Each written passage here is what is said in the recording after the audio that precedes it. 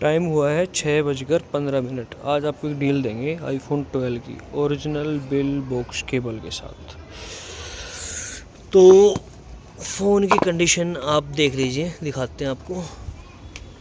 ये है फ़ोन की कंडीशन, मतलब all original over original condition है, मतलब सिंगल हैंड यूज है। आज तक कभी रिपेयर खुला हुआ नहीं है।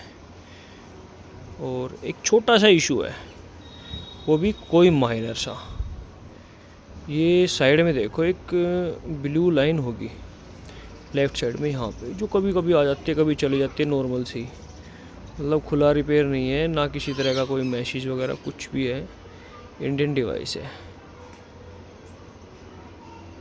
ठीक है। और 79 बैटरी,